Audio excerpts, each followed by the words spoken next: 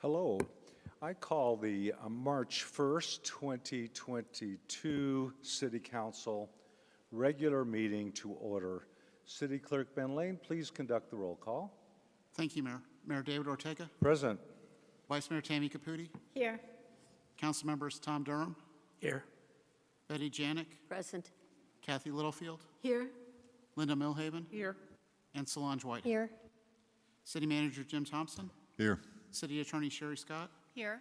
City Treasurer Sonia Andrews. Here. City Auditor Sharon Walker. Here. And the clerk is present. Thank you, Mayor. Excellent. We have Scottsdale Police Officers Anthony Wells and Dustin Patrick, as well as firefighter David Gonzalez, if anyone needs their assistance. We'll start with the Pledge of Allegiance. Councilmember Milhaven. I pledge allegiance to the flag of the United States of America and to the republic for which it stands, one nation, under God, indivisible, with liberty and justice for all.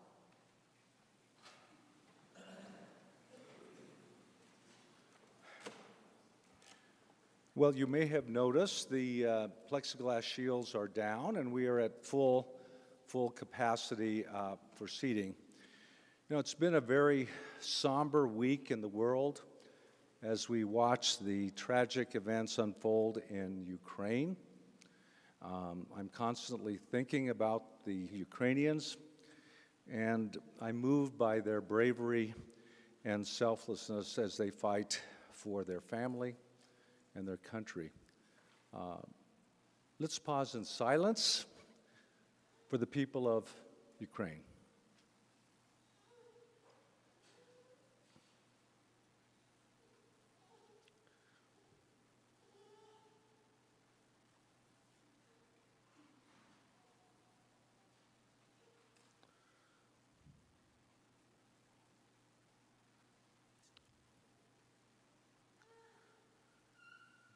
Thank you. We hope for peace, safety, and prosperity in Ukraine for all their citizens. We'll lead off with a presentation for the 2021 Spirit of Scottsdale Awards. Our presenter is Louise Lamb and Larry Hewitt. They're commissioners with the Neighborhood Advisory Commission. Great to have you here. Thank you. Good evening, Mayor Ortega and City Council members. As members of the Neighborhood Advisory Commission, we are here tonight to present the winners of the 2021 Spirit of Scottsdale Awards program. Next slide, please. The Neighborhood Advisory Commission advises and makes recommendations to the City Council on policies, plans, strategies, and programs for the preservation, improvement, and revitalization of Scottsdale's neighborhoods. One such program is the Spirit of Scottsdale Award, which annually recognizes residents and organizations and businesses that help to strengthen and build the Scottsdale community through their commitment and involvement in neighborhoods, thereby embodying the spirit of Scottsdale. We would now like to briefly highlight the 2021 winners from each category. The winner of the 2021 Individual Award goes to Sherry Poinsett. Sherry was nominated by Jay Gersick for her unwavering selflessness and willingness to always assist her neighbors, especially assisting those during the hardship brought on by COVID-19 pandemic. Thank you for what you do, Sherry. Congratulations. Please stand and be recognized.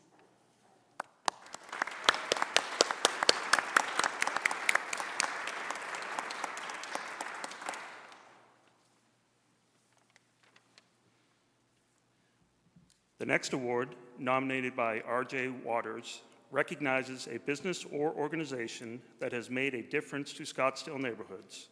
The 2021 award goes to Scottsdale Community Partners.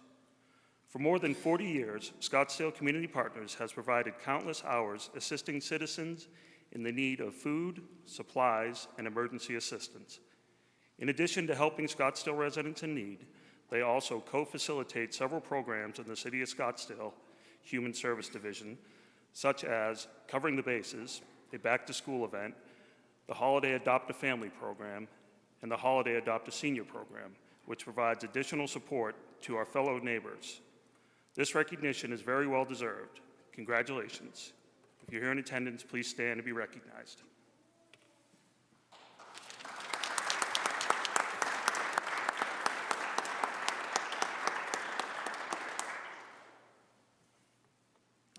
Thank you to all who provided their nominations to this year's program, and to you, Mayor and City Council, for your time this evening. We look forward to continued opportunities to recognize and engage organizations and businesses that help to strengthen and build Scottsdale's community through their commitment to and involvement in Scottsdale neighborhoods. Thank you, and I'll ask Sherry to come forward, and we'll do a picture with the appropriate slide, and then the community partners.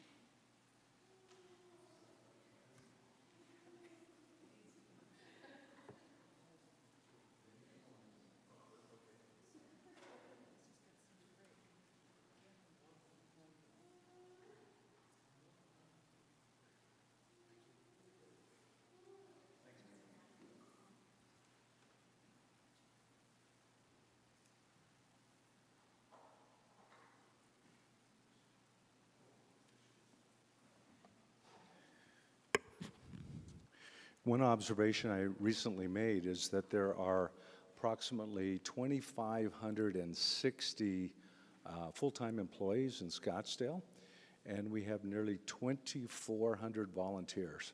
So think about that. That's almost a one-to-one ratio of our community involvement. And so thank you so much.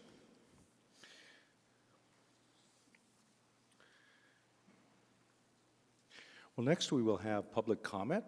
Public comment is an opportunity for Scottsdale citizens to come forward, speak on a non-agendized item that is within the council jurisdiction. However, no official action can be taken on a public comment, and the speakers are limited to 3 minutes to address the council. It's my understanding we have 2 public comment. So please come forward. Let's see, excuse me. Yes, I do have a name here. That is Bradley Wellington II in person, and then we have James Stress.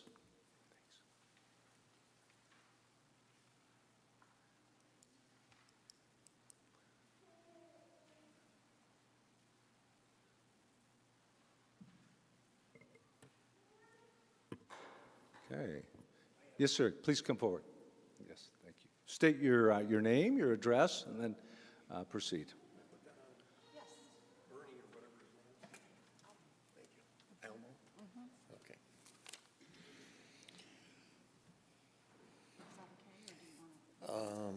That way. Okay. Mayor Ortega and City Council members, my name is James Stress. I live at 29450 North 74th Street in Scottsdale, Arizona, and I'm here in reference to the Desert Foothills Lutheran Church located at 29350 North Scottsdale Road. I am one of the North Scottsdale residents in the neighborhood whose quality of life will be negatively affected by this proposed expansion. From the information I have been given, sent by Steve Bardison, architect, this appears to be over 75% addition to the existing square footage to this church. The church is wanting to expand into our community by building a commercial enterprise. It would also negatively affect the impact all residents' quality of life and the character of the Desert Foothills Scenic Drive, along with devaluating our surrounding neighborhoods and property values.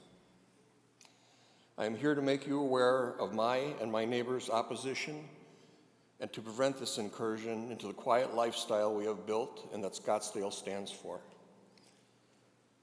If the council has any questions for me, I'll answer them right now to the best of my ability.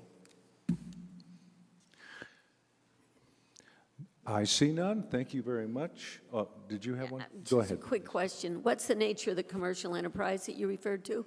A school, a grammar school, daycare center, and then an auditorium for commercial rent. Okay, thank you. Please? Where is this located exactly? If you on Scottsdale Road between Dixoletta and Viadana. Right. Thank you. We were just made aware of this during this last week, so I'm sure as this progresses, more and more actions can be taken. Well, thank you, Mr. Stress. Thank you very much, sir. Thank you. I'll give a second call to Bradley Wellington II. He did request to speak. Okay, going once, going twice. And at this point, I will close public comment. Next, we will move on to our agenda. And our agenda is posted, and then if there are revisions to that agenda, council has to vote on keeping those items or amending our agenda. Item 21A was added to the agenda on February 24th, 2022, and requires a separate vote to remain on the agenda today. Do I have a motion to accept the agenda as presented? I move to accept the agenda as presented.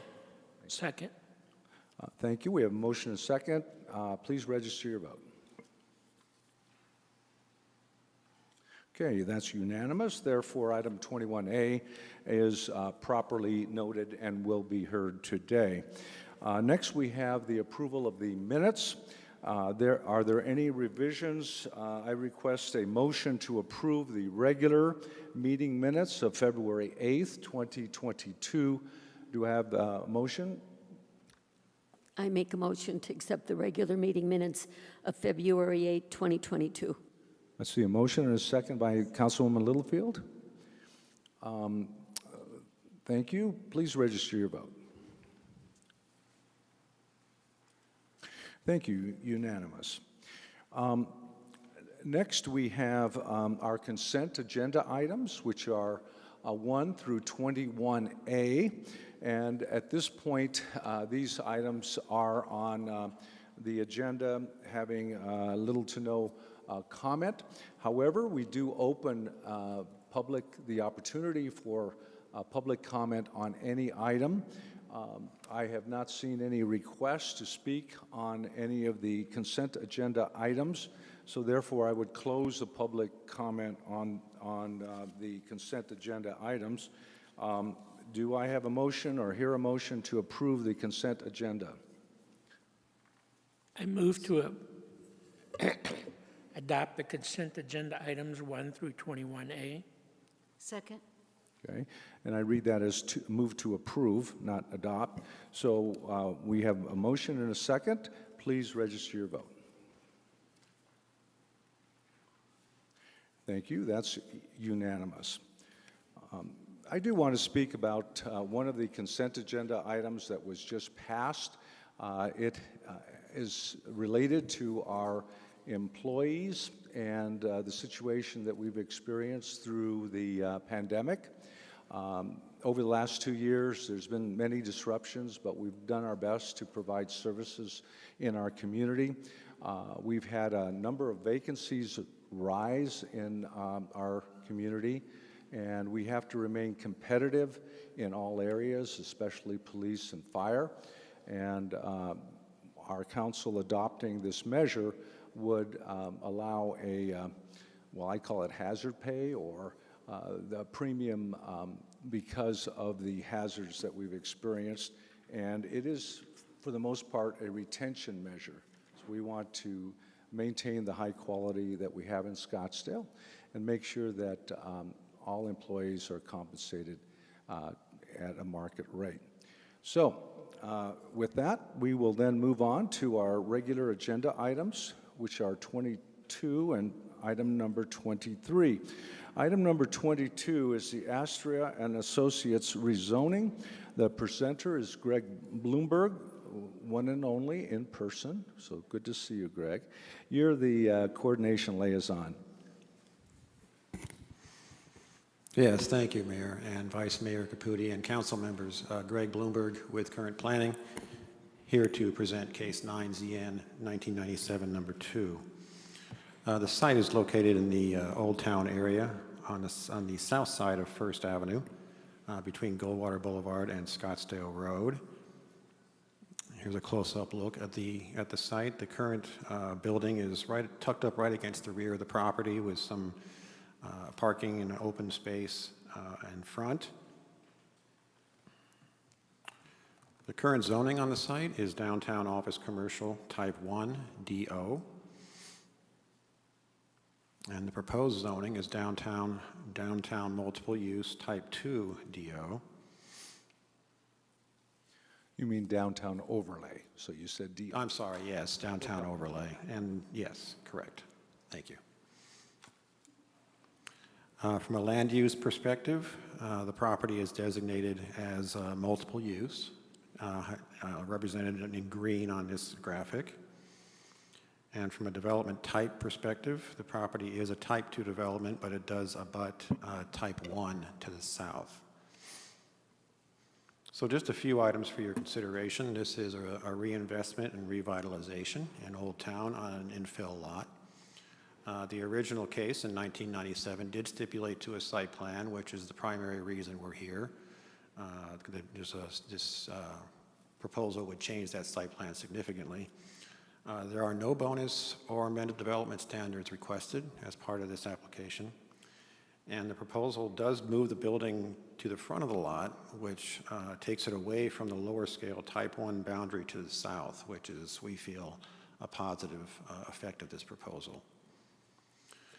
So the case did go to the Planning Commission on January 26th, and there was discussion, and there was a couple of issues raised that I'll go into here briefly.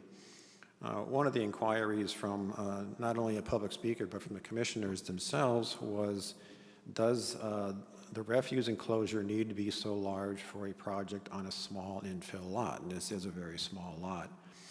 And the answer is no. I'll get into that in just a minute, but the site plan has been adjusted, and I'll go through that metamorphosis with you briefly. The second question that was raised is a designated accessible space required for a project on a small infill lot? Staff researched that, and the answer is yes. There's actually two sources that require it. The zoning ordinance requires it, at least one. And also, we looked up through the Americans with Disabilities Act, and there's a section in that act that requires any site with greater than 4 spaces to have a designated accessible space, so it is a requirement. And the Planning Commission ultimately recommended approval by a vote of 4-3. So the site plan, you may have a couple of other iterations of the site plan in your packets. They were just too blurry to show on this presentations, but I'll try and explain to you how we've gotten to this point. The original site plan had no refuse enclosure, and that was a comment from the first review, and the applicant was required to put in a refuse enclosure. They met the requirements of the Design Standards and Policies Manual by having an angled enclosure installed, but that came at the price of a parking space and would have left them without the sufficient parking for the project. Fast forward, after the applicant met with Solid Waste and Engineering, Solid Waste indicated that a rollout container would be sufficient. So they resubmitted a second site plan that showed a rollout container, and we were able to get a 4th space in, which would have met the ordinance requirement, base ordinance requirement. So then here's the ultimate site plan. We had another internal meeting after Planning Commission, after that discussion at Planning Commission. And we discussed with solid waste and engineering again. And solid waste said, yes, we can reduce the size of the enclosure, have to use the same size container, but we can reduce the size of the enclosure, and it can be moved closer to the property line. So what this site plan shows is now it's a reduced size enclosure, roll-out container, and a fifth space was added here. This was just a recent development. So we've now got one additional space for this project. So it's been in the works for a while, and this is the final iteration, hopefully. And then this is just a rendering of the proposed building. And that concludes my presentation. The applicant is here if you have any questions for them. Otherwise, I'll be happy to answer any questions you may have. Yes, I would like to hear from the applicant. If you, Ms. Wong or Astrid would like to come forward.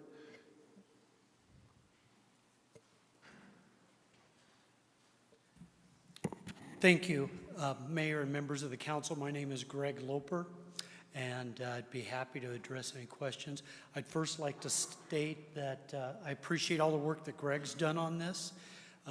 We've gone through a lot of discussions and design changes over the life of this project, and I think we've arrived at something that seems to work well for everyone.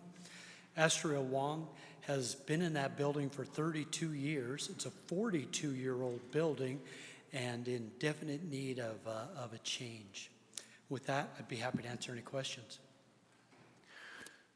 Thank you. I don't see any question, but I have one, and I also want to direct that to staff too.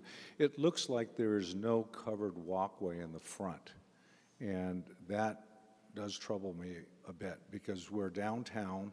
You have a second floor projection. It seems like there could be at least a shaded element, even if it came out 6 feet, that would break up the vertical mass right there. Can you answer that? I'll do my best. I'm not an architect, although I play one sometimes. The code required that we move the building back 20 feet. So the face of the building's back there. If we could put up some type of a shade projection, I don't think we'd have an issue with it. I'm trying to look to see if the architect nods yes or no. He's nodding yes. So I think we could do something to try to accommodate that. Thank you, because that's the main identity that we have in the Old Town Scottsdale area, and it's always good to bring shade into the pathway. I do see a request from Astria Wong. If you'd like to speak, come forward. I'm so happy to see you again. It's been decades, right? And very pleased as a business owner as well in our Old Town.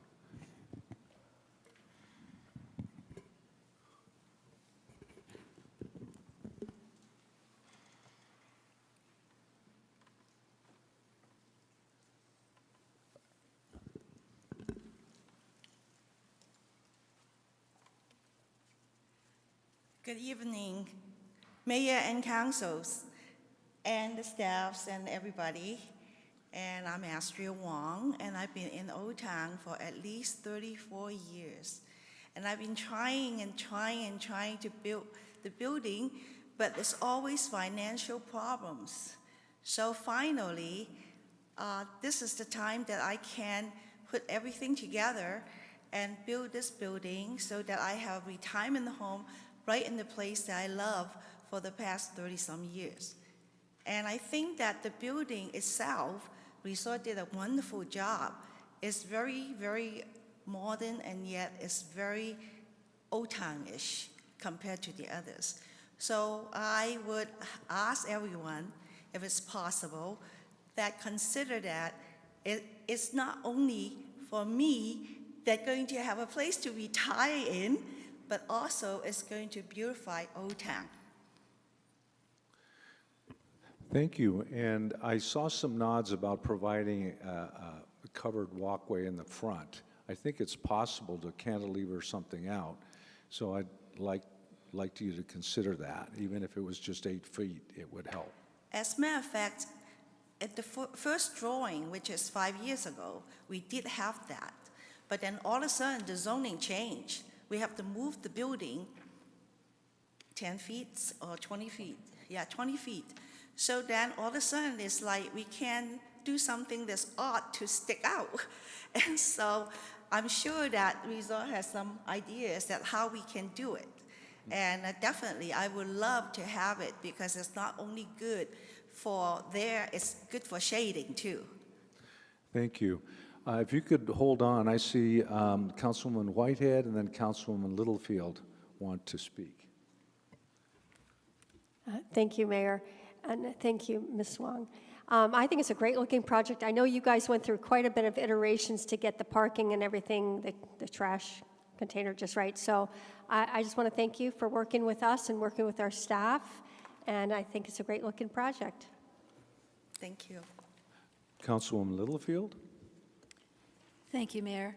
I too would like to thank Greg Bloomberg and the staff for working on this project, for getting it to be as good as it is. It's wonderful, I think, and it fills a niche. I was very happy. I listened to the Planning Commission the other day from beginning to end, and I was very happy to see that the parking scenario has been fixed, and that it now currently meets code, and that the trash is taken care of, and all of these issues that were brought up have been fixed and resolved. So I, too, am going to be very happy to vote for this. I think it's going to be a nice addition to our downtown. Thank you very much. Thank you. Thank you, Ms. Wong. With that, I would move to adopt ordinance number 4532, approving zoning district map. Mayor, Yes. Mayor, I apologize. We have Oh, yeah, I'm sorry. We have to have any other public comment? we have one speaker. We have Mayor. one, excuse me. It's French Thompson. Oh, sorry. Go, proceed. We open up for public comment and then have more questions if necessary, moving to a motion. Mr. Thompson? My name is French Thompson. My business address is 7148 East Main Street.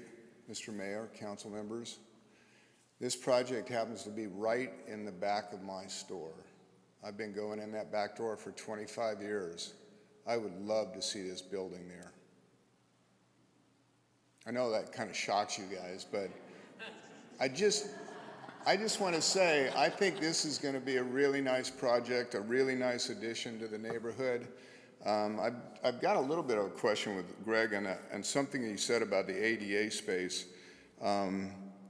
You know, I've been involved with the parking stuff for quite a period of time and trying to learn as much as I can.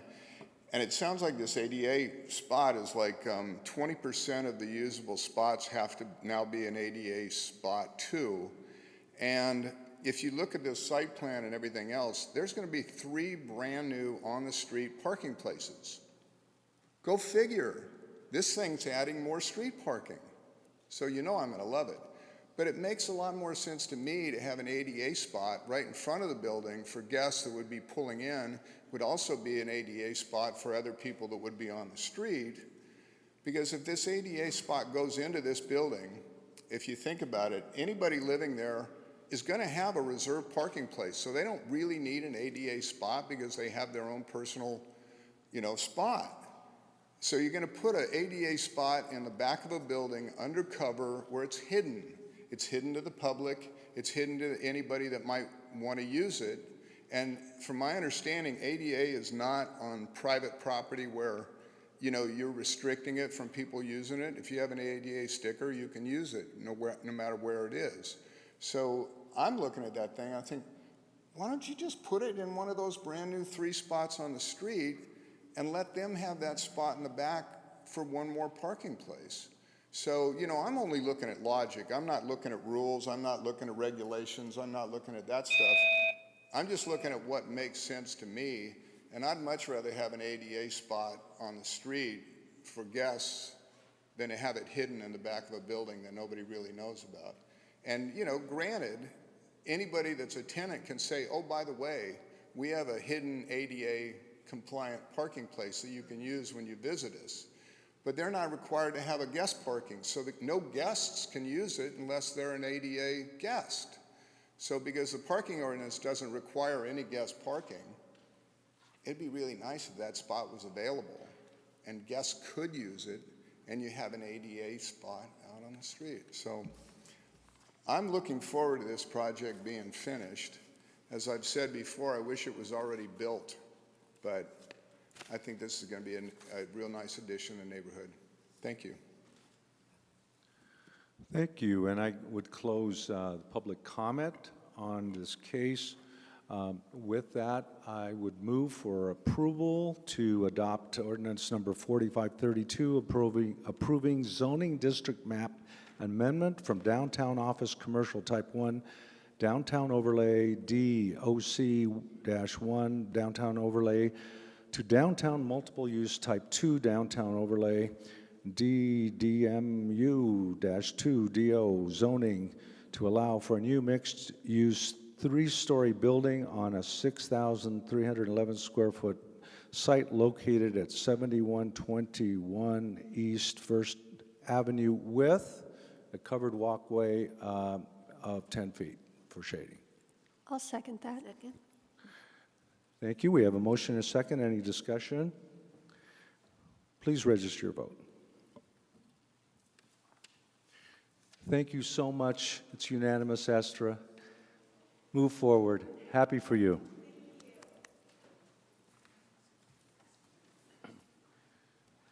Okay.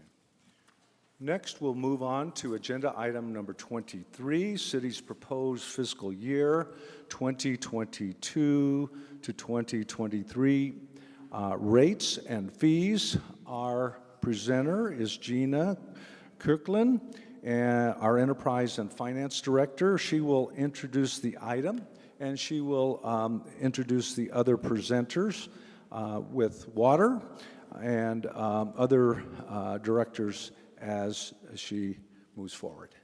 Thank you. Hello. Hello. Good evening, Mayor, members of Council.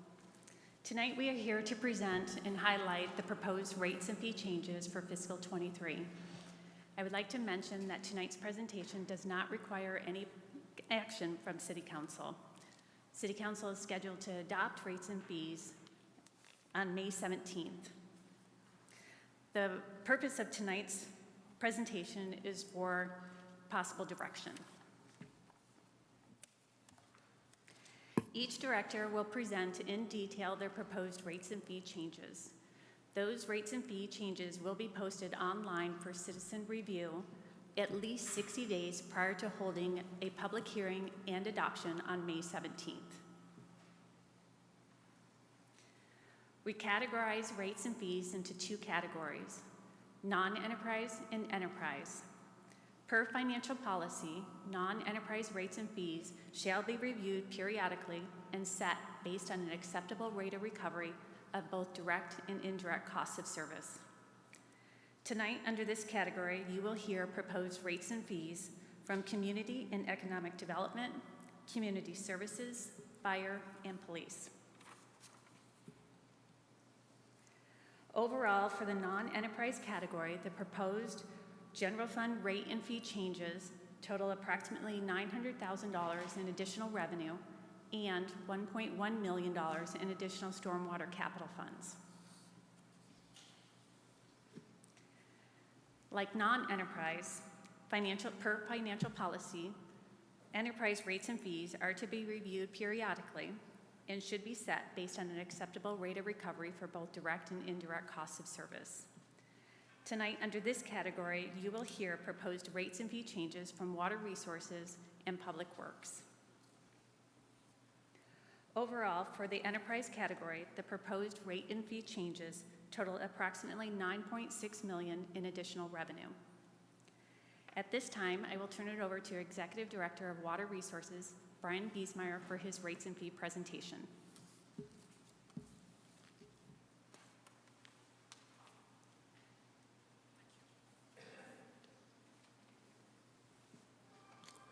Good evening, Mayor and Council. It's a pleasure to be with you. And while Gina did say I have details, I'll try to keep it short. The police chief kind of hinted that I needed to speed it up since he was last on this list, and I always listen to the chief.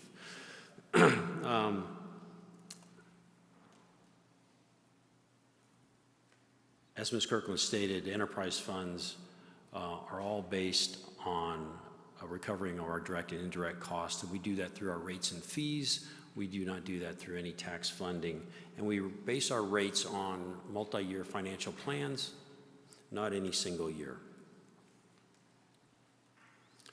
Significant cost drivers on the operations side. The biggest of these is the increased cost of raw water and treatment chemicals, and I've got another slide to show that. We also have aging infrastructure repairs as well as drought preparedness. We've increased some of our budget for, on the drought preparedness side, for education as well as increased rebates. And then some increased operating costs on our well field.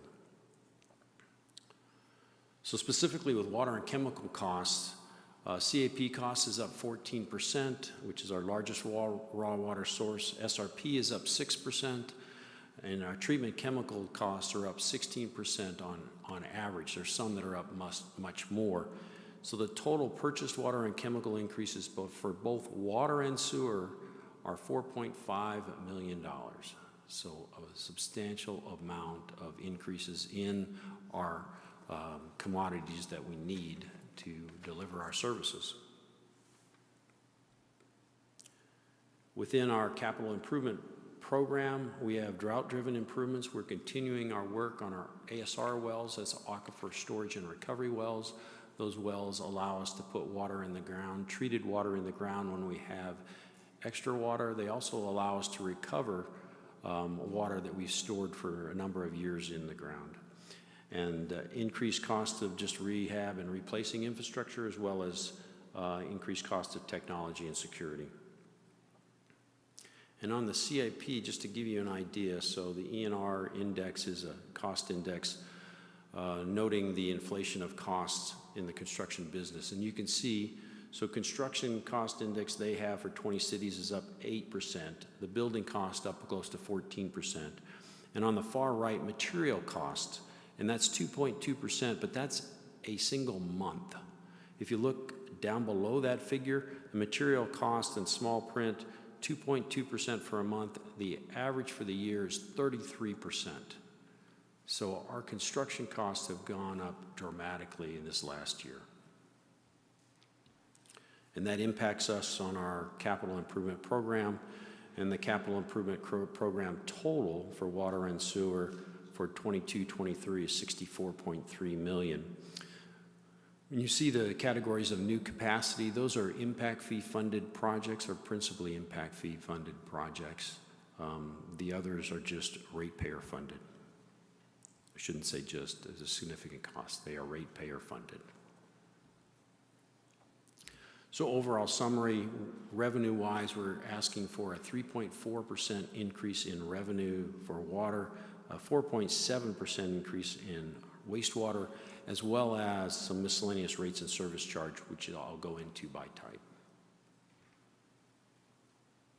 So overall, again, it's for $5.9 million, and I'll reflect back onto the $4.5 million of that are really just for water and chemicals alone. So how are we proposing our rates change? There are two components of our water rates. There's a fixed charge, and then there's a variable commodity charge of per 1,000 gallons of water delivered. The fixed charge represents our capacity to provide water to any resident or commercial entity based on the meter size, and they go up in proportion to the water that is available to be provided through those meters. On our volumetric charge, our current tiers are on the right, so we have a 5-tier system with our residential rates, and on the left is our current, and on the right is our proposed.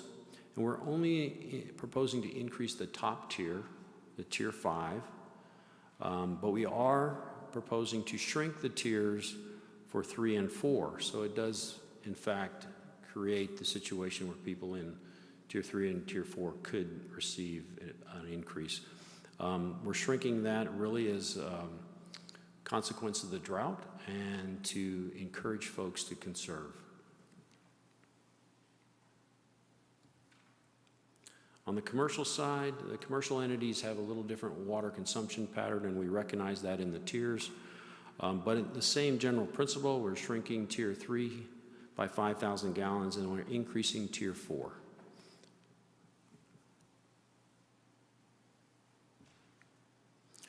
On the wastewater side, again, we have both a base and a volumetric charge. The base charge is for exactly being able to provide service on a 24/7 basis. The only difference here, they're set by the water meter size. The exception is that residential customers in the 1-inch to 5/8 inch are the same in the fact that a residential, we plan for residents, no matter what the meter size, for the same volumetric flows back into our system. However, as the meters get larger, we have to plan for an increased wastewater flows. Our volumetric rates are going up slightly for single family and multifamily. They are going up a little more significantly for commercial with dining. There was an audit of our rates several years ago that found that the rates charged for dining were not adequate. The rates go back a little bit, the rates are charged based on the strength of the wastewater coming back to us by these individual categories of users.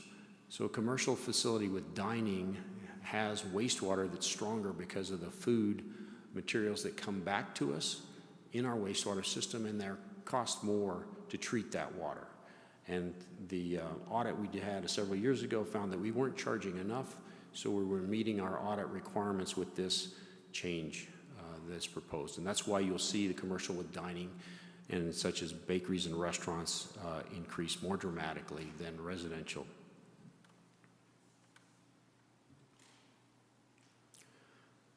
Overall, looking at the past 5 years, you can see that our philosophy has been to do incremental rate increases and try to avoid any large jumps in our rate increases. And I think we've been successful. The 5-year average is 2.4%. I went over these averages several times. I even had our folks in Gina's area go back over them. And yes, they do represent 2.4% on water and 2.4% on sewer. We didn't make a mistake. It's actually odd that it works out that way, but it is 2.4%. Meters and service lines, and so these charges are based to recover cost and cost only for the services provided, setting a meter and a service line. And the big driver in this is the material cost of copper, which has gone up tremendously. And so the copper lines that we buy and install are the driving force on these rates. And again, these are only to recover our costs. In the miscellaneous rate category for water hauling and hydrant meters and bulk water, for the first 3, they go up according to the top tier of our rates. You will note on the far right, though, you'll see a revenue change in the negative, and that's because as of January 1st, we are limiting water hauling to only Scottsdale residents and Scottsdale businesses. So this is the impact of the folks outside the city of Scottsdale that have been hauling water and the drop in our revenue as a result. So we set our rates based on our own cost, but we do like to see where we stand within the valley and how other utilities compare with us. You can see that for this typical customer, which is a 5/8 inch meter at 11,500 consumption of water and 8,000 of sewer, that the average increase here would be $1.79 a month. We don't change in our position relative to anyone else, and as I normally state, pay no attention to the 2 utilities on the far left, Chandler and Gilbert. They're very flat cities. They don't have the beauty of Scottsdale and the topography of Scottsdale that we have to deal with, which does increase our cost of both facilities and power to provide services.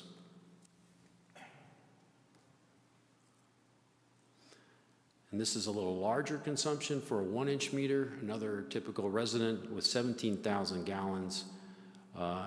Water usage and 12,000 gallons of sewer. And for this customer, you can see the average rate would go up $2.56 per month. But again, we stay relatively similar to the position with the 5/8" meter on the bottom end of the utility rates. And I have to say that for the average customer, trying to be sensitive to consumption, but if folks can keep their consumption rates down below 25,000 gallons per month, these are the average increases, because the tiers, the volumetric rates don't increase for these customers. It's really just the base rates have gone up.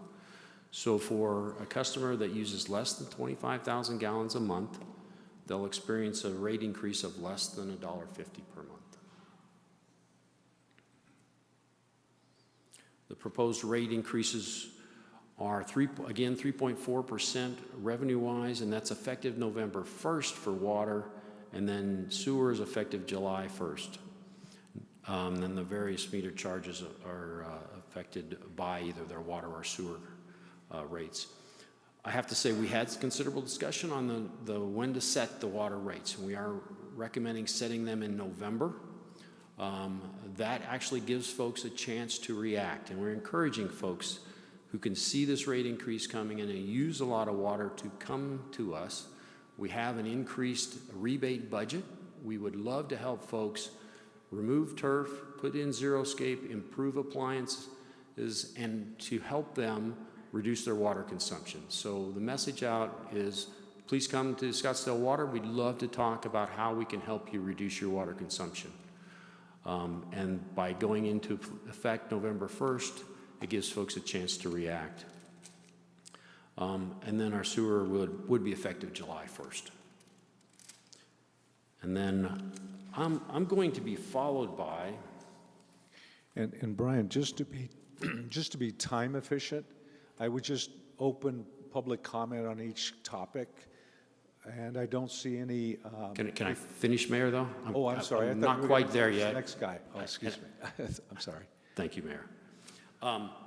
Normally, I'm followed by my esteemed colleague, Dan Worth, and he always puts a fancy picture up and shows a fancy car. And as you recall last year, see if I can get this working. Can we get the overhead going? Okay. So last year I did this. I kind of explained that, this Mars Perseverance rover cost $2.2 billion. City of Scottsdale has invested over the last 50 years of Scottsdale Water $2.2 billion in your Scottsdale water and wastewater systems. I would argue the better investment was the $2.2 million Scottsdale residents made in the water and sewer. So here's my flashy thing to show. I just can't let Dan get away with that. But I would also have a couple other things. And I know, and I can't see that well, I know in this present day, you continue to see messages and pictures like this. We do have a severe drought. We do have shortages on the Colorado. So in this current environment, while I have been talking about costs and price and rates,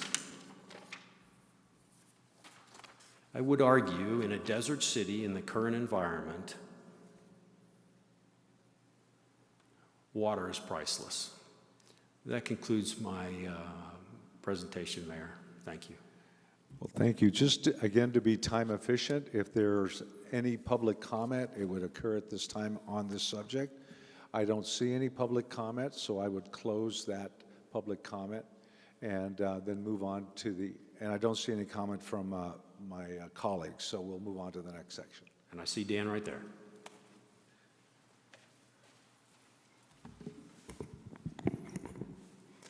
Good evening, Mayor and Council. I'm going to talk to you about solid waste. You can see the bottom line here. The rate increase that we're requesting for residential customers, our 80,000 plus single-family home residential customers, 15%, which is fairly steep. I'm going to spend most of my presentation talking about that. 7% increase for all of our commercial customers. The rest of the slide, it's a flat 7%. You're just looking at all the different various combinations of volume and numbers of pickups that make up our commercial program. This slide shows rate increases forecasted over 5 years. It's not terribly meaningful this year. The big numbers in the first column, the 15% and the 7%, part of that is inflation. We're hoping we don't have similar inflation in the out years, but we're going to have to obviously keep up to some extent with whatever does happen to the value of money. This is just a couple of miscellaneous charges. The two residential ones are for new houses. New house begins service, they have to buy containers. The cost for the containers is going up like most everything else. They're plastic, the resins that they use to make the containers are getting more expensive, so we have to keep up with that cost. The commercial fee is for third-party providers, Republic Waste Management, Mom and Dad's Garbage Company, all the commercial providers that provide service in Scottsdale have to come and get a license, and we have costs associated with monitoring their behavior and addressing problems that are created. So we haven't increased that cost in several years, just are increasing to keep up with the administrative cost of that program. This chart is the $3.38 per month, 15% residential rate increase. And what I've done is I've taken that $3.38 and I have broken it out into the component pieces. These are how much each of several different things contributes to that $3.38 increase. You can see the biggest piece of this, by far almost half of it, is the dark wedge on the right-hand side, the cost of maintaining, fueling, and replacing the vehicles in our fleet, 50 collection vehicles plus some support vehicles. Big part of the cost increase that we're looking for, or the rate increase that we're looking for. The next two biggest pieces of the pie, the orange one at the bottom, personnel costs. The light gray one on the left side, tractors and trailers, are both very much related to our brush and bulk program, which I want to go into a little bit of detail on. I'm sure that you're all very painfully aware that we had problems with brush and bulk this year, and you heard a lot about it. We unfortunately saw piles like this way too often. In September, October, November, we got as much as 2 months behind and struggled for a long period of time to get caught up. I'm going to talk a little bit about how we got there, hopefully a little bit more about what we are doing to ensure that it doesn't happen again. Two major causes, how we got there, you can see it here, volume and labor. As far as volume, we just had more brush to pick up than we've ever had before. I think I shared one number with you earlier, 2,800 tons that we picked up in the month of August. The highest month we've ever had before that was about 2,500. So this was 11% higher than the previous highest month that we've ever had. In November, everybody thinks that's after the monsoon season, but you have all that stuff to pick up in July and August and September. We get behind. The labor shortages compounded it. We were still trying to catch up. We picked up 1,900 pounds in November, or 1,900 tons. The biggest November we'd ever had before was 1,200. So 50% more in the month of November as we were continuing to try to catch up. It was a big problem, and it continued to be a big problem, the volume that we had to deal with. The picture is not actually my solid waste teams. The picture is the employees from our emergency response team, transportation and streets and parks, staff a team that goes out when the storm happens and they get the debris out of the road. And that's one of those groups from that team getting trees out of the road. The storm that we had at the end of July, big windstorm, we lost about 400 trees on city property, in city rights-of-way, city parks during that storm. That's just city property. Think of how many other trees went down on private property in McCormick Ranch and southern parts of Scottsdale that got hit hard by that storm. People were cutting those things up and pulling them out to the curb for us to pick up for months. So that was a huge part of the volume that we had to deal with. So that was part of it. At the same time, we had problems keeping enough employees on the job to keep up. And several things went into that. You can see some numbers. I have 29 operators in the brush and bulk program, driving the trucks and riding the trucks to load them. 90% turnover out of those 29 operator positions over the course of a year. So almost everybody in brush and bulk either left, promoted, was no longer in the position at the end of the year. Huge vacancy rates. One of the things that contributed to that was this is not just a problem for us, and you can see the bullet on competition CDL is commercial driver's license. All my operators have to have commercial driver's licenses because of the size of the vehicle they're operating. It's a safety thing. It's regulated by the federal government. A commercial driver's license is an extremely valuable commodity right now. You all are obviously have been hearing about supply chain issues nationwide, the inability of companies to deliver stuff to their customers, to retailers, whatever. Part of that issue nationwide is drivers, is people with commercial driver's licenses. Within the solid waste industry, it's a big problem, keeping people with commercial driver's licenses on. We've talked to our fellow solid waste departments and all the other valley cities. They're all experiencing problems. I won't name them off, but several have fallen behind in their residential collection programs, in their recycling collection programs. And what's happening is other communities and their solid waste programs, the long-haul truckers, the delivery truckers, everybody's competing against each other to get people with a commercial driver's license. So there's been escalation in the salaries, and we've had to deal with that. Factors, pay obviously is one of those. As we talk to people that are leaving, we're hearing other things that come into the decision to leave, and a couple of the ones that I think are important. Difficulty in manual work. You can see in that picture a couple of things I want to point out about that picture. You can see on the left-hand side, I think I can point to it, there's one of our tractors. I've got, on a good day, if I've got enough staffing, I've got 10 trucks out with 4 tractors to help load them. When those piles got this big in August and September, I needed a tractor with every truck. I didn't have it. I had guys out manually loading piles like that into the backs of the trucks. Not a very good job environment. And when employees had the opportunity to go to a city that has a tractor with every truck, and that's basically the rest of them, they would take that opportunity. So that became a disincentive for people to stay here. Long commutes. And you've heard this before. I like to think we pay our employees well, but they can't afford to live in Scottsdale, a lot of them. So I've got a lot of employees that live in the West Valley. I got a lot of employees that live in Mesa and Gilbert. And if their community that they live in can match our pay, they've got an incentive to jump ship and go and work for somebody else. So that's a problem. What are we doing to try to address that? To try to address all those problems. I'm just going to give you some highlights. These are things that we've done. We actually, with help from the city manager, came up with some mid-year pay raises for solid waste employees to try to keep them competitive with what Mesa and Gilbert and other communities in the Valley are doing. It's hard to keep them competitive with what the private sector is doing, but if we can at least stay competitive with other municipalities, we thought that was a big plus.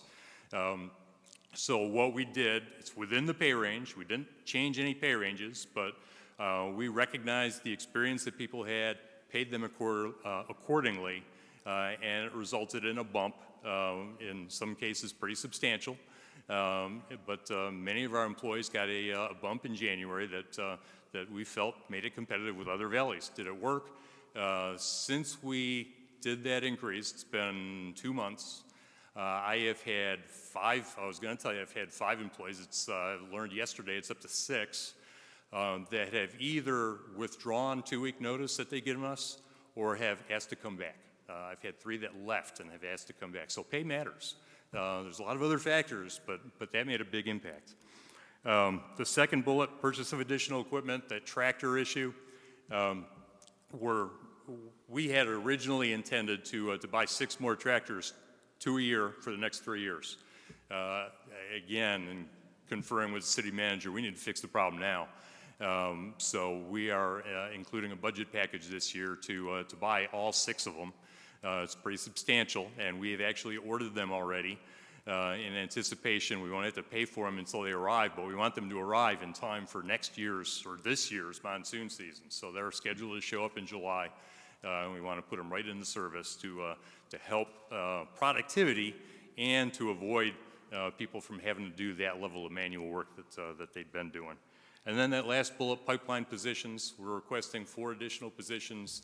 And what we intend to do is not keep all of the additional 4 positions, 29 plus 4. We don't intend to keep them filled all year. We intend to fill the 4 extra positions in the springtime before the monsoon, so that as people leave in the summer, and it's always going to happen, when the going gets tough, there's some that are going to get going. When that happens, we'll have overhired, so I can still have a chance of getting those 10 trucks out with full crews every day. And then when the peak of the season is over in the fall, as attrition happens, we won't refill them until the next spring. So we're calling it pipeline positions, but basically the ability to flex for the summer. This is the same slide I showed you before. I've addressed largely the light gray and the orange segments. The next slide, I want to talk about the 50 collection vehicles and what's happening to drive those costs up.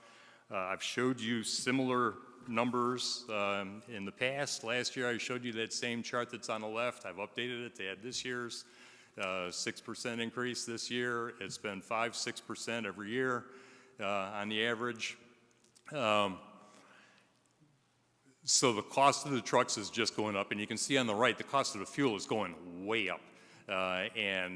Frankly, we are well served by the fact that we have transitioned a lot of our fleet in solid waste to compressed natural gas. It's cleaner, it's more reliable, and it's cheaper, but it's still going up. So even though 60% of my vehicles are CNG, they're not paying the increase for the diesel, they're still having an increase in the fuel costs. So the cost of buying the new vehicles, the cost of the fuel is going up, the cost of the parts is going up. And then one last thing that I want to bring attention to is we are also implementing a recommendation from an audit that we underwent last year. We use an inflation factor to estimate the future replacement cost of all our vehicles. Previously, we had used a one-size-fits-all inflation factor for all the vehicles in the fleet across the city, police cars, solid waste, everything. And the audit pointed out that our specialty vehicles, the big, expensive, heavy solid waste vehicles, were going up in price faster than sedans and pickup trucks. So we shouldn't be using the same inflation factor to forecast and plan for our future replacement costs. We should be using a factor that's specific to the class of vehicle. We've done that. We've implemented that. The effect is that, to some extent, our solid waste was being subsidized by other vehicles. That's not happening anymore. That's a good thing. The downside is it drives up the cost of replacement. So that contributes to the increased vehicle costs.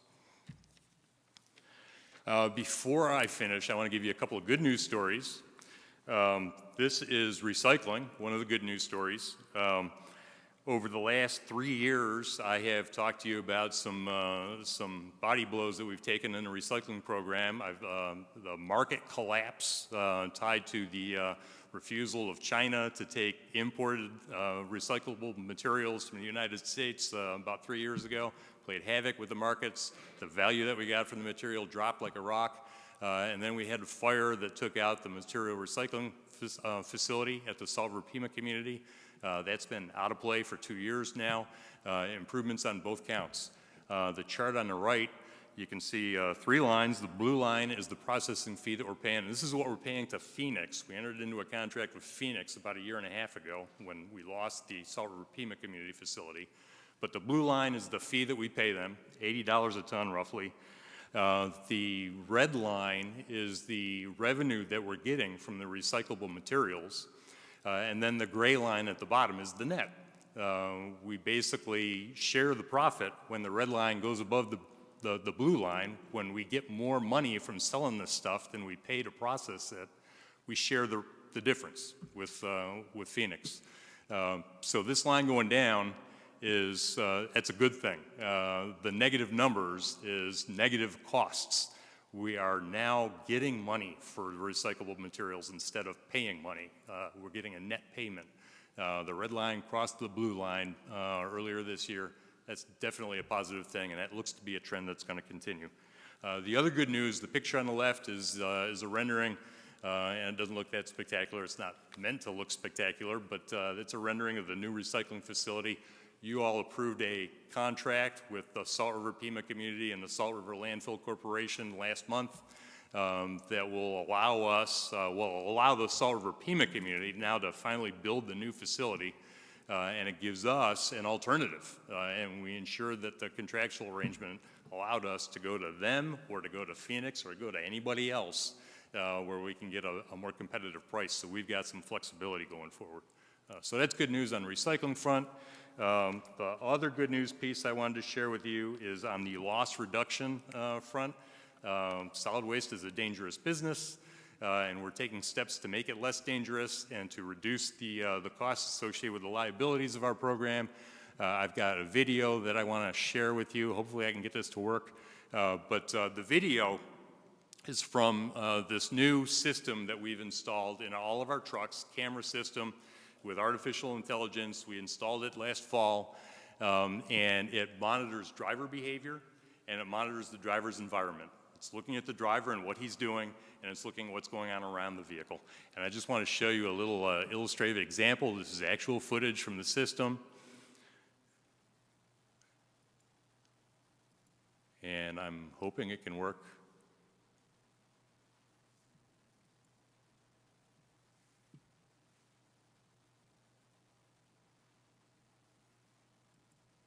Here we go.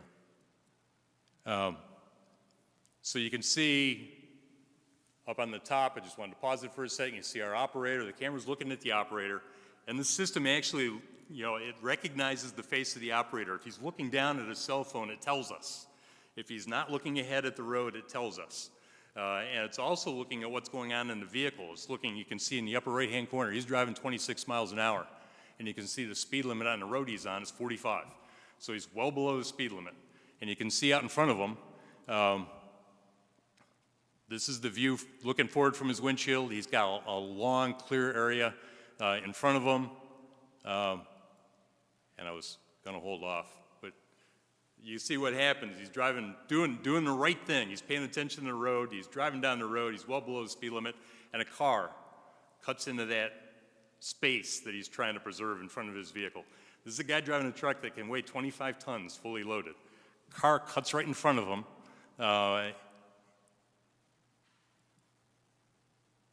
And that's what happens. Boom. Guy did everything right. You can see him react as soon as he saw that car. He just couldn't stop. Hit the car. So what's the driver of the car do? He comes to the city to make a claim. Our solid waste operator rammed into him. We show the video. No claim. It's going to pay dividends in claim avoidance. We think that are going to be substantial.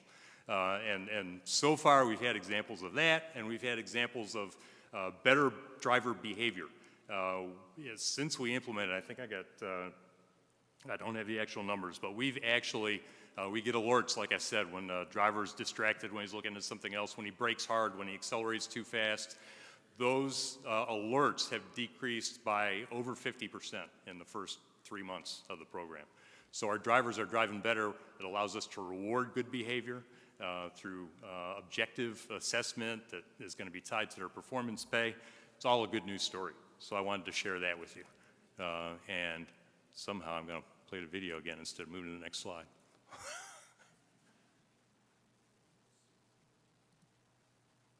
Okay, there we go. Just a couple of summary slides. Revenue estimates, again, 15% increase on the residential, 7% on the commercial. The obligatory comparison slide, we're in the middle of the pack, and I will admit that we should be to the right of Glendale, but still in the middle of the pack. And two things that I will point out on this, we're in the middle of the pack, but we provide a higher level of service than just about everybody. I think the only other one up there that does monthly brush and bulk is Chandler.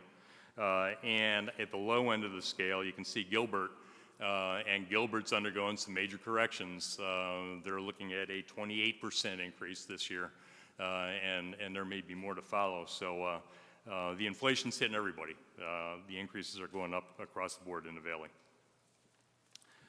This is the same chart that I started with. Again, 15% residential, 7% commercial. Normally, I would end my presentation here and ask for questions. I'm going to do something a little bit differently here. I've been asked to give an indication of what residents and businesses will see on their utility bills as a cumulative result of rate changes that we're proposing for all of our utilities. Water, wastewater that you just heard from Brian, the solid waste, and you haven't heard the proposal yet from stormwater. I'll give you a sneak preview that's really simple. They're asking for a $1 increase from $3.95 per month to $4.95 per month on the stormwater fee that we attach to the utility bill. That funds capital improvements in the stormwater area. And when we established that, we anticipated a $1 per year increase for a period of time to bring it up to the level that it needs to be.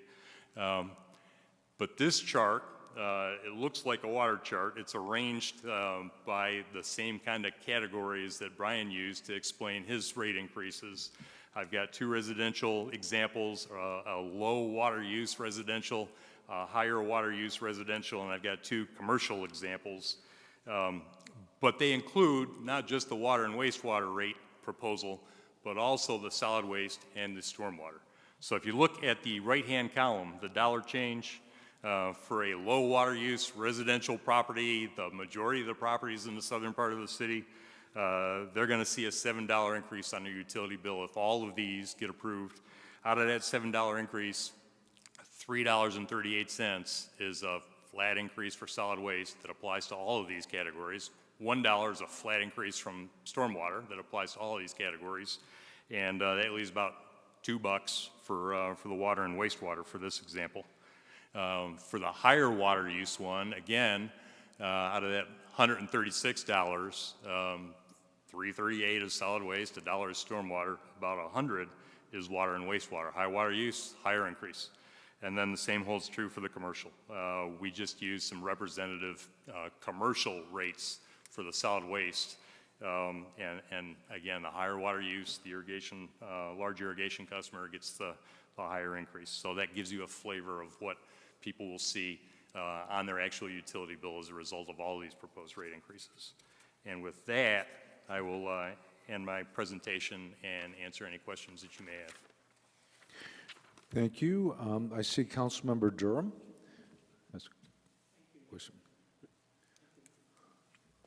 Thank you, Mayor. It looks like most of the increase in solid waste is going to residences, at least in terms of a percentage rate increase is going to residences rather than commercial. And it's a pretty big discrepancy, 7 versus 15%.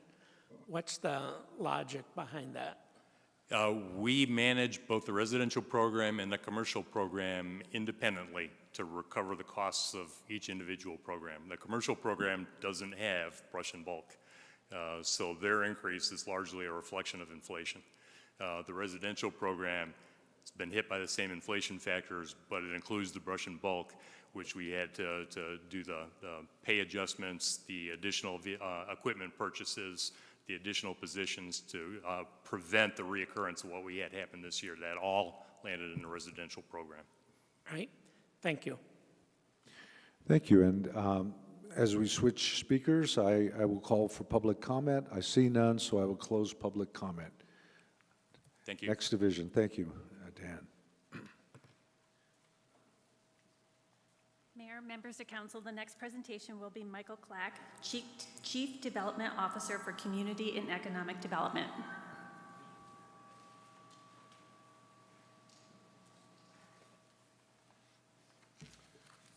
Good afternoon, Mayor and Council.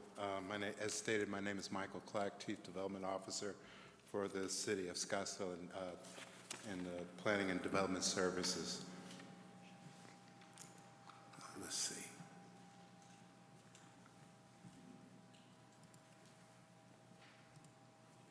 Okay, our first slide here.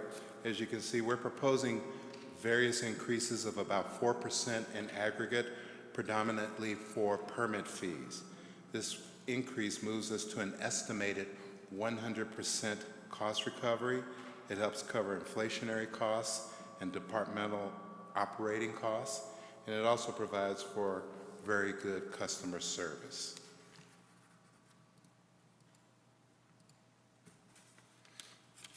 And on the next slide, you see that we do have a new fee, and this fee is for our one-stop shop records, PDF conversion request per case of microfiche image slides.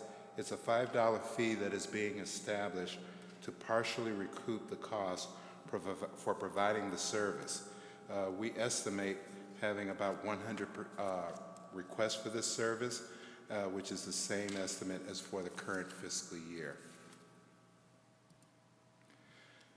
Next slide, we have our wireless communication facilities in the right-of-way. We're proposing a 3% increase there. This is the industry standard that the industry has agreed to as an appropriate increase and comes from state legislation several years back that provides for fees related to wireless facilities.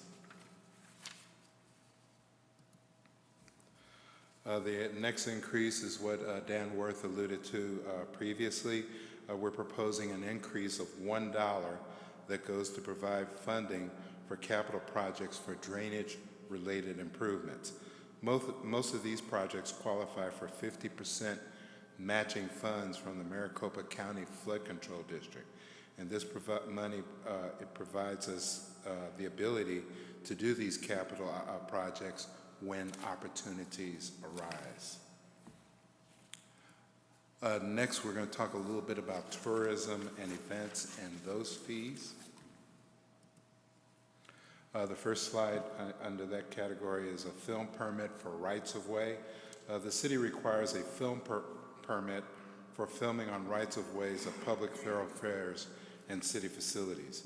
Fees are established for specific facilities, but not for rights-of-way.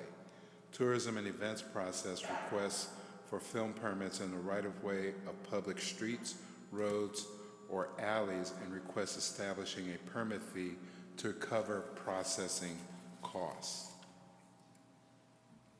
For special tourism and special events, this is an increase in the application fee for those events.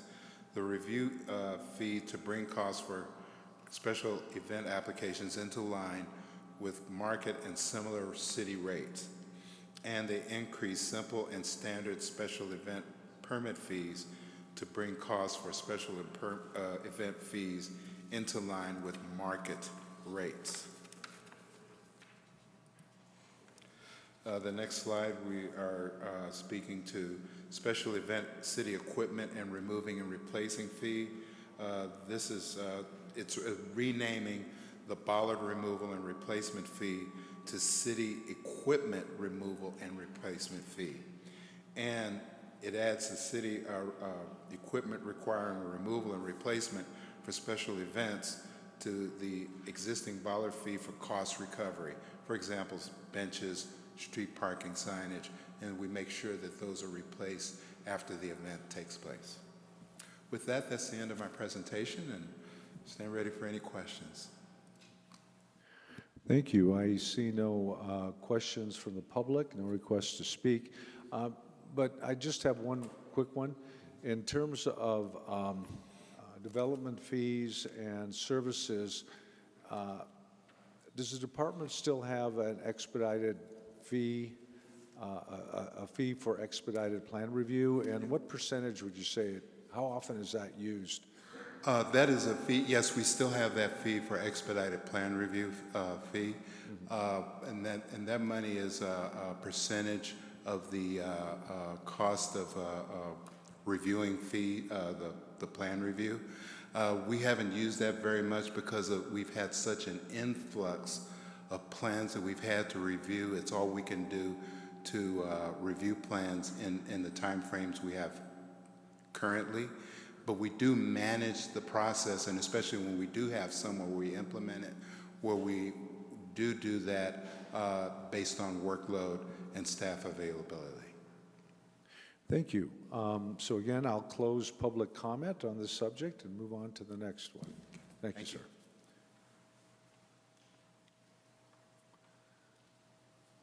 Mayor, members of council, the next presenter is Assistant City Manager Bill Murphy.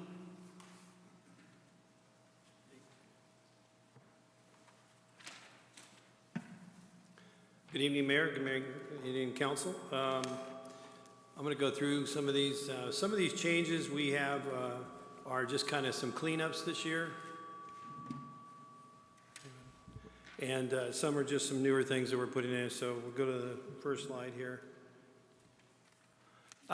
So this year we're going to increase our beer, alcohol, wine permitting that we have.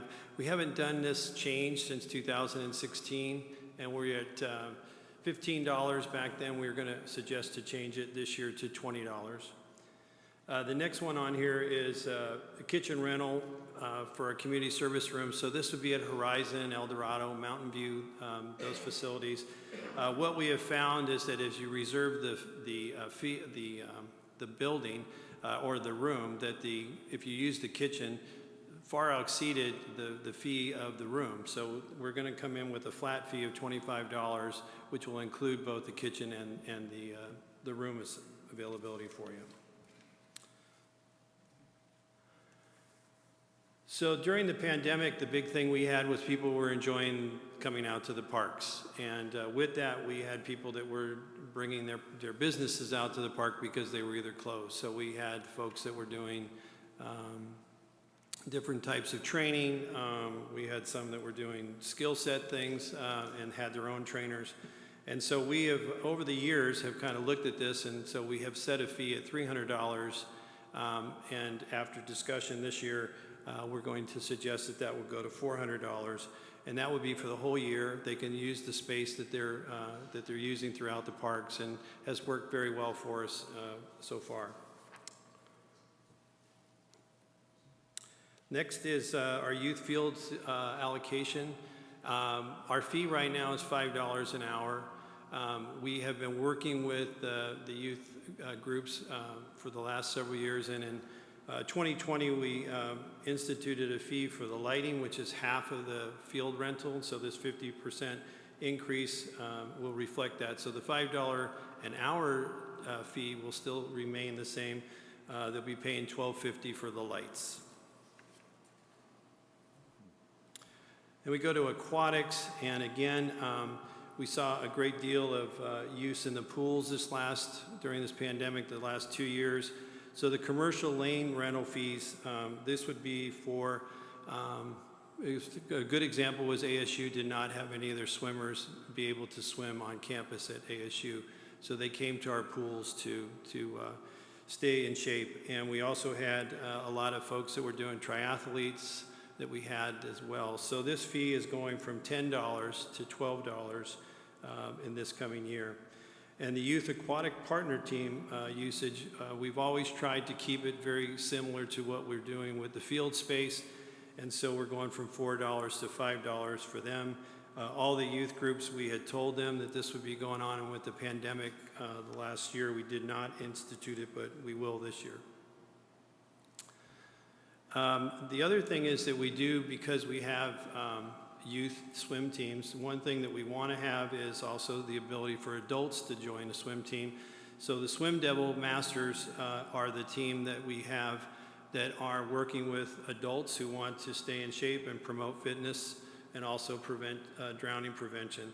So they work closely with our aquatic staff, and so we're suggesting that their fee goes from $6 for the short course, and that would go up to $7 for the long course. So that's just a meter of how the length of the pool that they would be utilizing. The city manager, when he asked me to take over Westworld, he asked that we try to put more recreational activities out there to fill some of the space and time.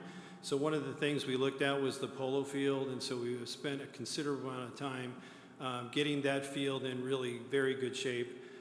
And so over the last several summers now, we have been renting that out for $30, which is the standard fee that we do for the other fields as well. We've been able to shift a lot of the teams that, as we do some maintenance and renovation in the summer, over to the polo field. So this has been very helpful. And so that fee will now be set. This was a pilot fee that by our rules that we have in community services. As the community services director, I have the ability to do that, but in 1 year is all we have, and then we need to come back to the council for your approval. McCormick Stillman Park, the Arboretum train, which is in the back, which is run by the steamers. We are suggesting that that stay at $3, similar to what the train fee is right now. It is free on Sundays so that the steamers take care of it. The executive cars are what we would also know, maybe some people use the birthday cars. We've used these as business events. We've had different fees ranging from $250 to $700. We've come up with the fact that we're going to just charge a flat fee for either of the cars at $350, and that will be as we start to continue to do our master planning at the park. That's where we'll set the fee.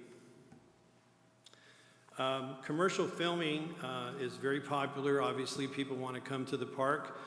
They want to utilize some of the backdrop we have, obviously, with the trains and also the carousel. And so we have had a fee of $300. We're suggesting to take the fee up to $1,000. And the reason being for that is the amount of time that this takes. So someone could come to us and ask for the fee to be, or that they would like to do some filming at the park. That could be 1 day, it could be 3 days, it could be 8 hours, it could be 5 hours. We need to also have some of the staff to monitor them so there's other people who are utilizing the park, they're not disturbed from using it. So they know that going in with their contract. We've had 5 over the last year heavily use it, so we feel that that rate is not unreasonable. And again, it's a fee that's already built into things that they're already doing, but it'll help us to regulate that a little bit. Finally, the tent on the track was a camping pilot that we did this past year. It was very successful. We had 110 families that signed up. So this gives you a dinner, you get a tour of the railroad park, you get to ride on the train, the carousel, and then the next morning we provide you breakfast. So it's a real VIP experience. It really worked well for us with COVID because we were able to space people out in tents and their families. We took reservations and kind of set that off. So this is going to be things that we'll be future doing as well. We have done the campouts before at Scottsdale Stadium. This is very similar, and it was well received by those that were out there. I had one other slide that I did want to show you. Elmo. Did that come up?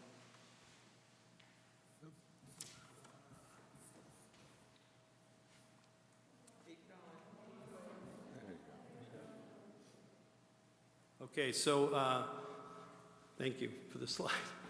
So Westworld, we've been reevaluating some things out there, and so you can see here we've the Teaneck facility for this would be the Tony Nelson facility. 1 day rental would go up $1,500. The commercial use, so some of the home show or our RVs that come in, there would be a $23,000. This would be more for the special events. Barrett Jackson would fall under that as well. The South Hall, we have done some sports camps with various, with the ice den that's affiliated with us with over there, and so to use the South Hall is going to go up as well to $2,500. The Equidome would be at $1,200. And this is the polo fields. This would be for anybody utilizing the polo fields for their special event as well as for parking, would be $3,500. Each of the parking lots, our goal is that when you come into Westworld, we're going to have collect a parking fee at all the events that we have, and that's going to be something that we'll be discussing with you in the future on our master planning for Westworld. But if you were to use the lot for the event that you have, it's broken out by lot C, H, and K. Again, just proximity to where they would be renting some of those spaces. The other RV, we want to increase that by a couple dollars. And the other is for rolling and packing. This would be in the Equidome. So if we needed to get ready for the horse show, which we are just finishing up the Arabian show and now going into our next event, this is prepping that, and that takes a little bit of time to do it. We do peel that material off when we have Barrett-Jackson and the cars that go in there, and so this would be an increase there for $1,000 to cover those costs as we go. So those I just wanted to touch on. I think the question might come, well, how do we come up with these? And I'd ask Brian. We benchmarked with 14 facilities across the United States that are similar in size to us or similar to the things that they offer in the venue. So with that, I'll conclude what I have. Thank you. I see a request from Councilwoman Janik. Hi, real good report, but I do have a quick question. When you quote the fee for the swim lanes, you said it's going from 6 to 7 per lane per hour, per lane per day. What's the 6 to 7 per lane for the whole day or 1 hour? Per hour. Okay, thank you. Thank you. Councilwoman Whitehead. Great presentation. I'm so glad the polo field's in use. That's great. And I liked I also had a question, though, about the pools. Do you see, are there going to be a change of or increase of private use of the lanes? Will there be a decrease of public lanes available with the addition of the master swim? Mayor Ortega, Councilwoman Whitehead, it's a good question. No, part of what we've tried very hard to do is to make sure that if we can fit that in, that's so the prioritization is not there. So we try to balance that out and fit them in when we can. Okay, and I love the campground story at the park, so thanks. Okay, once again, I call for public comment. See none, so I would close public comment. As we change speakers, I do want to mention that I noticed that Westworld held something like 541 events in 1 year, in 365 days, where it's a large complex and it's very efficient.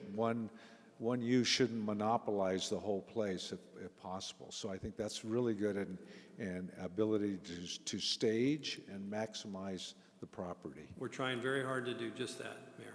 Thank you so much.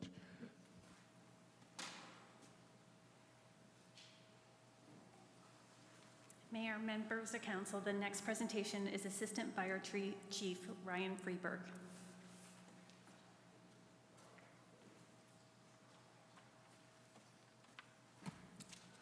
Good evening, Mayor and members of council. We're here to speak tonight about our ongoing community risk reduction programs to support our public education, specifically in the area of our CPR classes and CPR first aid. Our request is to raise the fees from $45 to $55 per participant. In addition, we'd like to increase the fee from $45 to $65 in our babysitting class and introduce a new class, which is the outdoor first aid class, again, to support our community risk reduction and public education programs. These have been in place. This, again, is to match market, the labor increases, and price of materials that go along with the teaching of these classes. Happy for any questions. Councilwoman Whitehead.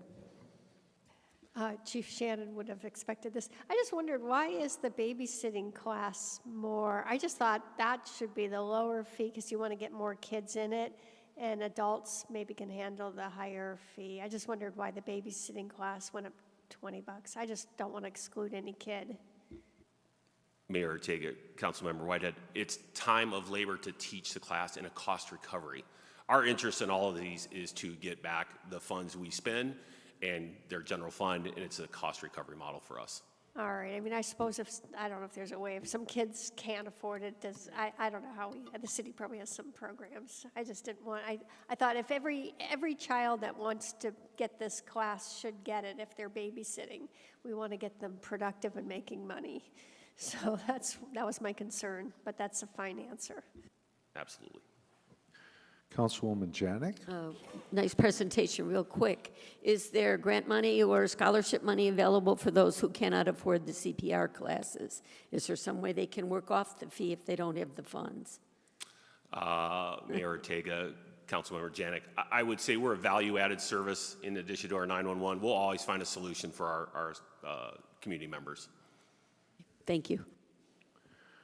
Okay, opening public comment, closing public comment, and this is our first pass or review of these suggestions, so I appreciate it.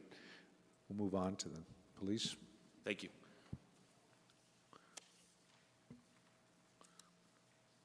Mayor, members of council, our final presenter is Chief of Police Jeff Walter.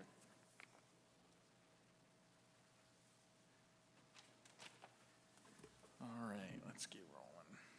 I appreciate, first off, the opportunity to speak to you again 2 weeks in a row, and I thank Brian Biesmeyer for yielding some of his ample time to me for this. Ours are pretty simple moving forward. The first is our jail fee, and the Scottsdale jail fee, and our pay-to-stay program in particular. When the jail dormitory opened, that permitted, if you'll remember, offenders, nonviolent offenders from outside of our jurisdiction to stay in our pay-to-stay in the jail dormitories for up to 48 hours. Really, it's us and Maricopa County Sheriff's Office that have this opportunity. I guess it's not really an opportunity. It's something that they have to serve. And the nightly fee was established between MCSO's first night rate, which is very high, and then their second night rate, which is a little bit lower. We wanted to bring in more cost stability to those who wanted to stay for us, and that's booking and housing rates. MCSO increased their fiscal year 22-23 per diem rates by 4.5%, and Scottsdale's fee is being increased on the average of those two per diem rates. That number will go from $250 per night to $331 per night, or an increase of $81. The next is our on-body camera footage, or public records request for on-body camera footage. Really, this is essentially as on-body camera footage becomes more prevalent. We have a full deployment in the Scottsdale Police Department of 339 on-body cameras. What we're seeing is a significant increase in public records requests for on-body camera footage. You can see there that once we really started rolling it out, that we have 152.5% increase from 255 requests in 17-18 to 644 requests in 2021. That number is really only a $5 increase. It's going to go from $20 per requested OBC footage to $25. And that really, what we find is that's an average of our other Valley Police Departments. There's an average low of about $22 and one that's much higher than ours. But the average, kind of the model for that right now, is about $25 for public records request for on-body camera footage. The next and final, and I know Brian's timing me, the next and final is really the off-duty rate increase. And that is, when you look at some of our Valley competitors, this is for police aides, officers, sergeants, and lieutenants. We found that we're not only below, but we're significantly below those that we compete with in the market, which is ironic for us since we are really a special event city, and we have a lot of off-duty. We have a lot of events in our city, as you well know, and so our goal is really to be that increase will be more consistent with our Valley competitors, and that really allows our folks to fill those positions. And when we raise that to the appropriate level to be more competitive with Gilbert, Chandler, Tempe is considerably higher than ours. That will allow us to fill those jobs, I think, a little bit more rapidly when we come in line with the rest of the Valley average. And that is it. I'll take any questions. Thank you. I see none. No requests from council. No public comment. Thank you very much, Chief. Thank you. Okay. With that, do we have any other closing comments on a wrap? Okay, that's a wrap. At this point, we are concluded with item number 23. We will go to public comment. Public comment is reserved for Scottsdale citizens to comment on non-agendized items which are in our jurisdiction. No official council action is taken. So I would open public comment at the end of the meeting. It is, they're seeing none. I will then close public comment. The next, the charter provides for us to receive any citizen petition. We have received none, so accordingly I will close that item.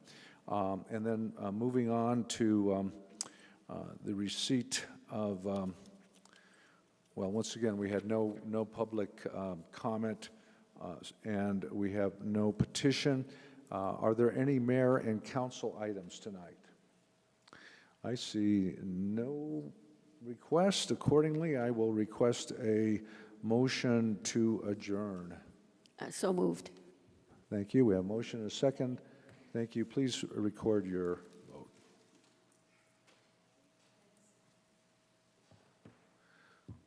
Unanimous. We are adjourned. Thank you so much, everyone.